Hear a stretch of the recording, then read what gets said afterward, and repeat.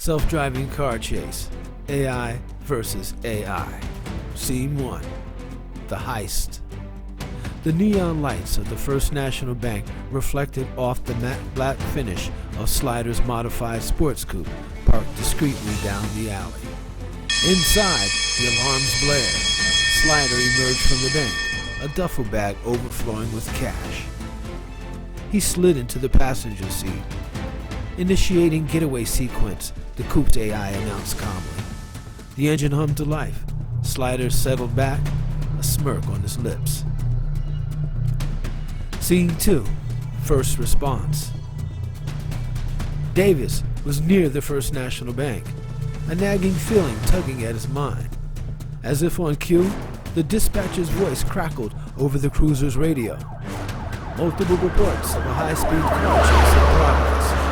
Suspect vehicle is a black sports car. Seconds later, Davis spotted sleek black sports car emerge from the alleyway.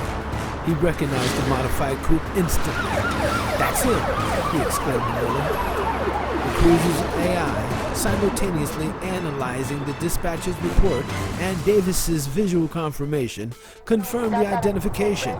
Suspect vehicle identified. Modified Apex Ranger GT. Initiating lockdown and pullover command. The AI transmitted the command, but it proved ineffective.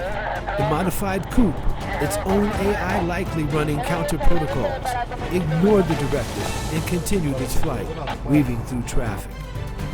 Command ineffective, the cruiser's AI reported. "Damn it," Davis muttered, as the self-driving cruiser accelerated smoothly, its sirens wailing. The chase was on. Scene 3. Alleyway antics. The coupe swerved sharply, heading towards a narrow alleyway. "He's going for it," Davis yelled.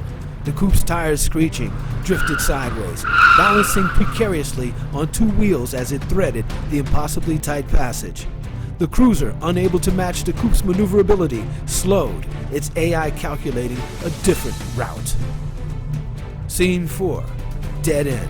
Or is it? The alleyway opened into a small, deserted courtyard. It was a dead end. The coupe screeched to a halt, its AI clearly assessing the situation. "Nowhere to go," Davis muttered as the cruiser approached cautiously. Suddenly, the coupe accelerated again, aiming for an impossibly narrow gap between two buildings. "Guess you're wrong," Miller murmured. "He's going for it," Davis exclaimed, his voice a mix of surprise and apprehension. Scene 5. Delivery drone dodge and obstruction.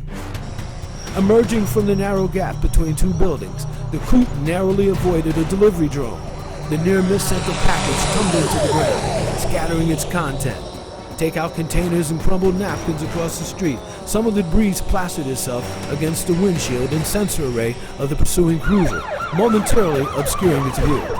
As Davis struggled to clear the debris, the coupe suddenly swerved, accelerating towards something in the distance. Scene 5.5. Traffic jump. The napkins cleared from Davis's windshield, just in time for him to see the coupe swerve sharply, accelerating towards a sudden bottleneck of stalled traffic, a cluster of cars, delivery trucks, and empty car carrier clogging the intersection.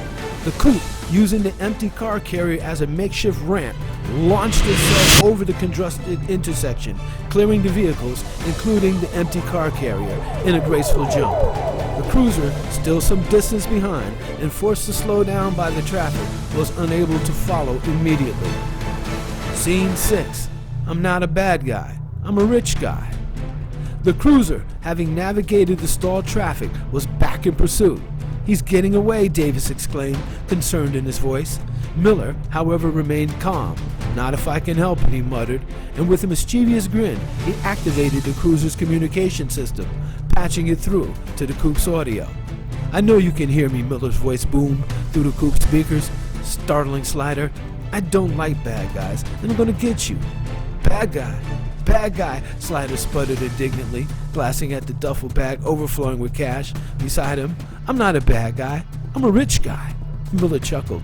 "We'll see about that. Just wait till I get my hands on you." "You'll have to catch me first," Slider retorted, a hint of panic creeping into his voice as he urged the coupe's AI to increase the speed. Scene 7. Construction site.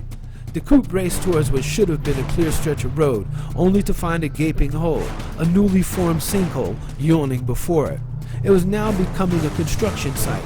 Bright orange cones and flashing lights were being hastily placed around the chasm. Construction machinery was arriving on the scene.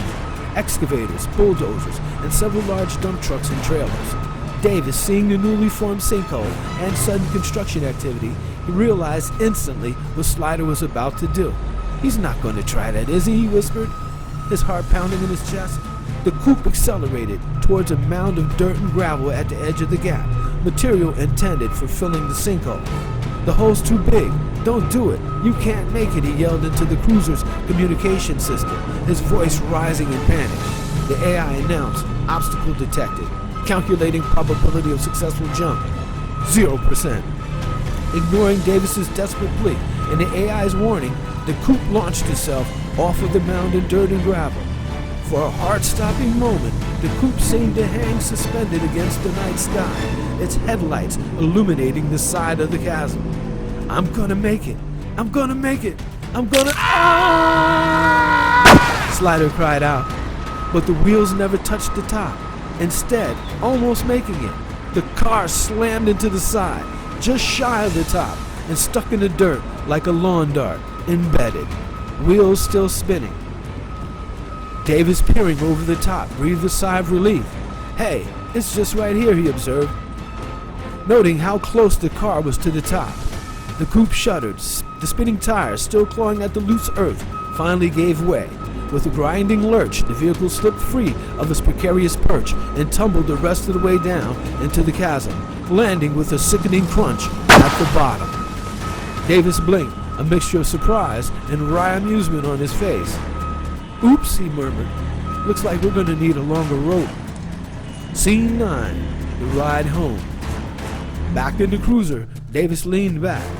"That was insane." Miller nodded. "The future of law enforcement, rookie.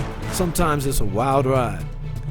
Davis grinned. "You know, I was thinking, these self-driving police cars, there's something else. Ours were all trained on NASCAR and Formula One legends." Miller nodded. "Yeah, simpler times. Then the bank robbers started using those modified getaway cars, trained on stunt drivers and rally racers. It was a game changer." Davis shook his head. "I guess that's progress, huh?" The cruiser's navigation system announced, "Route recalculated. ETA to station, 12 minutes. Miller chuckled. "Yeah, well, at least we didn't get a lecture about seatbelts." Davis laughed. "True, though I'm sure it logged all of our infractions." The cruiser silently continued its journey. Scene 10. Epilogue.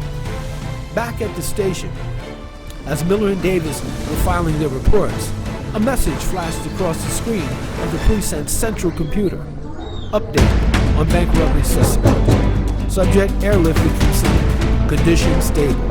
Expected to make full recovery after lengthy rehabilitation period." Miller and Davis exchanged a look. "Figures," Miller said, shaking his head with a wry smile. "Guess we're seeing him again."